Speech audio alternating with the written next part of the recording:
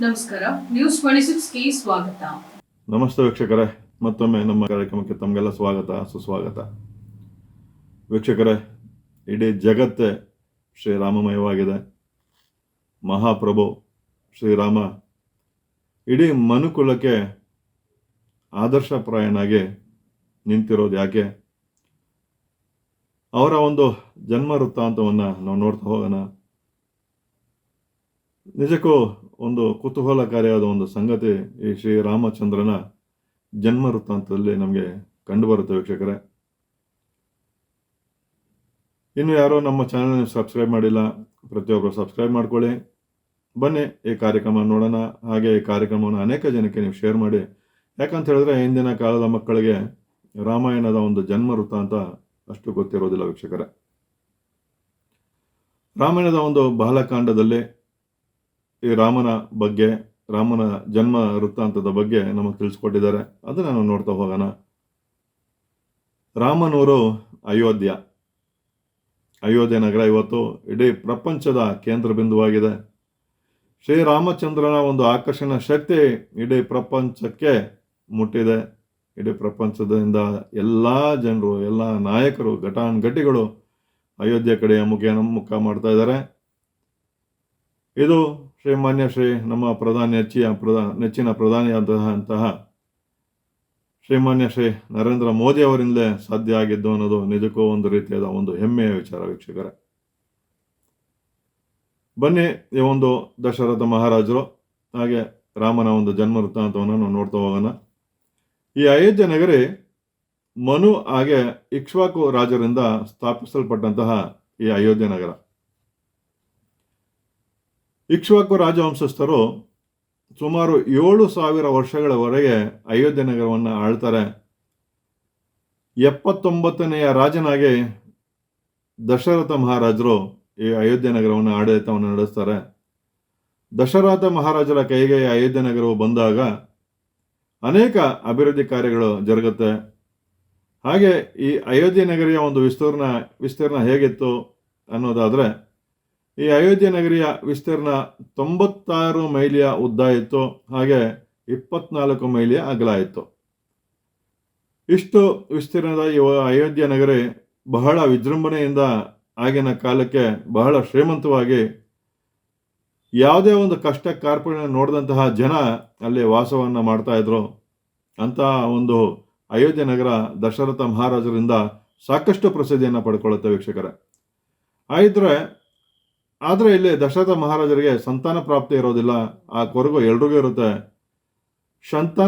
ಸಂತಾನ ಪ್ರಾಪ್ತಿ ಇಲ್ಲದ ಕಾರಣ ಇಲ್ಲಿ ಮೊದಲ ಪತ್ನಿಯಾಗಿ ಪಟ್ಟದ ರಾಣಿಯಾಗಿ ಅಯೋಧ್ಯೆ ನಗರಿಯ ಒಂದು ರಾಣಿಯಾಗಿ, ಅಂದರೆ ದಶರಥ ಮಹಾರಾಜನಿಗೆ ಪಟ್ಟದ ರಾಣಿಯಾಗಿದ್ದಂಥವರು ಕೌಸಲ್ಯ ಮಹಾರಾಣಿ. ಹಾಗೆ ಎರಡನೇ ಪತ್ನಿ, ಪ್ರೀತಿಯ ಪತ್ನಿ ದಶರಥ ಮಹಾರಾಜನಿಗೆ ಕೈಕೇಯಿ. ಹಾಗೆ ಮೂರನೇ ಪತ್ನಿ, ಆಕೆಯೂ ಸಹ ದಶರಥ ಮಹಾರಾಜನಿಗೆ ಸಾಕಷ್ಟು ಪ್ರೀತಿ ಉಳ್ಳವರಾಗಿರ್ತಾರೆ. ಹಾಗೆ ಸುಮಿತ್ರಾದೇವಿ ಕೌಸಲ್ಯ ದೇವಿಗೆ ಹಾಗೆ ಕೈಕೇಯಿ ದೇವಿಗೆ ಬಹಳ ಪ್ರೀತಿ ಪಾತ್ರರಾಗಿರ್ತಾರೆ ವೀಕ್ಷಕರೇ. ಶ್ರೀರಾಮನ ತಾಯಿಯಾದಂತಹ ಕೌಸಲ್ಯ ಹಾಗೆ ಚಿಕ್ಕ ಮುದ್ದಿರಾದಂತಹ ಕೈಕೇಯಿ, ಸುಮಿತ್ರಾದೇವಿ, ಇದ್ರ ಬಗ್ಗೆ ಇವರು 3 ಜನ ರಾಣಿಯಾಗಿದ್ರು. ದಶರಥ ಮಹಾರಾಜರಿಗೆ ಮಕ್ಕಳಾಗಿರೋದಿಲ್ಲ, ಅಂದರೆ ಸಂತಾನ ಪ್ರಾಪ್ತಿ ಆಗಿರೋದಿಲ್ಲ. ಅಂತ ಒಂದು ಸಮಯದಲ್ಲಿ ಕ್ಷತ್ರಿಯ ಒಂದು ಪತ್ನಿನೂ ಸಹ ದಶರಥ ಮಹಾರಾಜನಿಗೆ ಪತ್ನಿಯಾಗಿರ್ತಾಳೆ. ಆಕೆ ಹೆಸರು ಮಹಿಷಿ ಅಂತ ಇರುತ್ತೆ. ಹಾಗೆ ವೈಶ್ಯ ಕುಲದಲ್ಲಿ ಇರುವಂತಹ ರಾಣಿ ಒಬ್ಬರು ದಶರಥ ಮಹಾರಾಜನಿಗೆ ಪತ್ನಿಯಾಗಿರ್ತಾರೆ. ಆಕೆ ಹೆಸರು ಪರಿವೃತ್ತಿ ಅಂತ ಇರುತ್ತೆ. ಹಾಗೆ ಶೂದ್ರ ಜಾತಿಯ ಒಂದು ಪತ್ನಿ ಸಹ ದಶರಥ ಮಹಾರಾಜನಿಗಿರ್ತಾರೆ. ಅವರ ಹೆಸರು ವಾಮಾತ ಅಂತ ಹೇಳಿ ಇರುತ್ತೆ ವೀಕ್ಷಕರೇ. ಈ ರೀತಿ 5 ಪತ್ನಿಯರನ್ನ 6 ಪತ್ನಿಯರನ್ನ ಹೊಂದಿರ್ತಾರೆ. ಆದರೂ ಇವರಿಗೆ ಮಕ್ಕಳಾಗಿರೋದಿಲ್ಲ. ಒಂದು ವಿಚಾರದ ಪ್ರಕಾರ ನಮಗೆ ಅಯೋಧ್ಯೆಯಲ್ಲಿ ಬಾಲಕಾಂಡದಲ್ಲಿ ಕಂಡು ಬರುವಂಥದ್ದು, ದಶರಥ ಮಹಾರಾಜರಿಗೆ 350 ಜನ ಪತ್ನಿಯರಿದ್ದರು ಅಂತ ಹೇಳಿ ನಮಗೆ ಬಾಲಕಾಂಡ ಸರ್ಗೀಯ 14ರಲ್ಲಿ ನಮಗೆ ಕಂಡು ಬರುತ್ತೆ ವೀಕ್ಷಕರೇ. ಇಷ್ಟು ಜನ ಪತ್ನಿಯರಿದ್ರು ಸಂತಾನ ಪ್ರಾಪ್ತಿ ಆಗಿರೋದಿಲ್ಲ. ಅದಕ್ಕೆ ಬಹಳ ಚಿಂತಾಕ್ರಾಂತರಾಗಿರ್ತಾರೆ. ದಶರಥ ಮಹಾರಾಜರಿಗೆ ಆಗಾಗಲೇ 60,000 ವರ್ಷ ತುಂಬಿರುತ್ತೆ ಅಂತ ಹೇಳ್ತಾರೆ. 60,000 ವರ್ಷ ಅಂತ ಹೇಳಿದ್ರೆ 60 ವರ್ಷಗಳು ದಾಟಿ ಇರುತ್ತೆ. ಆದರೂ ಅವರಿಗೆ ಮಕ್ಕಳಾಗಿರೋದಿಲ್ಲ. ಎಲ್ಲ ರಾಣಿಯರಿಗೂ ಅದೊಂದು ಎಲ್ಲ ವಿಜೃಂಭಣೆಯಿಂದ ನಡೀತಾ ಇದ್ರು, ಸಂತಾನ ಪ್ರಾಪ್ತಿಯಾಗಿರೋದಿಲ್ಲ. ಅದೊಂದು ಬಹಳ ಚಿಂತೆ ಇರುತ್ತೆ.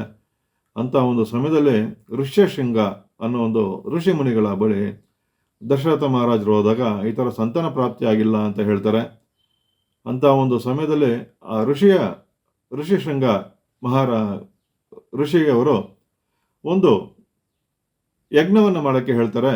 ಆ ಯಜ್ಞವನ್ನು ಮಾಡೋದ್ರಿಂದ ನಿಮಗೆ ಸಂತಾನ ಪ್ರಾಪ್ತಿ ಆಗುತ್ತೆ ಅಂತ ಹೇಳ್ತಾರೆ.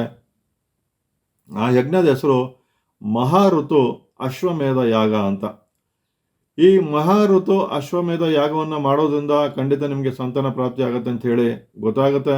ಹಾಗೆ ಅವರು ಆ ಒಂದು ಮಹಾಋತು ಅಶ್ವಮೇಧ ಯಾಗವನ್ನು ಪ್ರಾರಂಭ ಮಾಡ್ತಾರೆ. ಆ ಒಂದು ಯಾಗ 1 ವರ್ಷಗಳ ಕಾಲ ಅವರಿಗೆ ಆ ಯಾಗ ನಡೆಯುತ್ತೆ.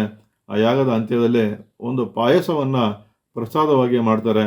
ಆ ಒಂದು ಪಾಯಸವನ್ನು ದಶರಥ ಮಹಾರಾಜನಿಗೆ ಯಾಗ ಎಲ್ಲ ಮುಗಿದ ನಂತರ ಆ ಋಷಿಗಳು ಆ ಪ್ರಸಾದವನ್ನು ದಶರಥ ಮಹಾರಾಜರಿಗೆ ಕೊಡ್ತಾರೆ.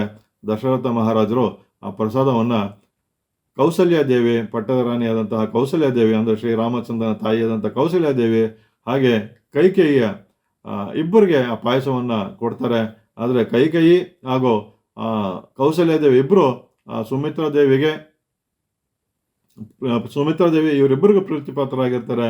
ಆಗ ಇಬ್ಬರೂ ಸೇರಿ ಅವರಲ್ಲಿದ್ದಂತಹ ಅರ್ಧ ಪಾಯಸವನ್ನು ಸುಮಿತ್ರಾದೇವಿಗೆ ಕೊಡ್ತಾರೆ. ವೀಕ್ಷಕರೇ, ಆ ಸುಮಿತ್ರಾದೇವಿ ನೀಡಿದಂಥ ಪಾಯಸ 2 ಭಾಗ ಆಗಿರುತ್ತೆ. ಇವರಿಬ್ಬರಿಗೂ ಒಂದೊಂದು ಭಾಗ ಆಗಿರುತ್ತೆ. ವೀಕ್ಷಕರೇ, ಇಲ್ಲಿ ಇದಾಗಿತ್ತು ಲೇಟೆಸ್ಟ್ ಅಪ್ಡೇಟ್ಸ್. ಇನ್ನಷ್ಟು ಸುದ್ದಿಗಾಗಿ ನೋಡ್ತಾ ಇರಿ ನ್ಯೂಸ್ 26 ಕನ್ನಡ. ನಾವು ನಿಮ್ಮೊಂದಿಗೆ.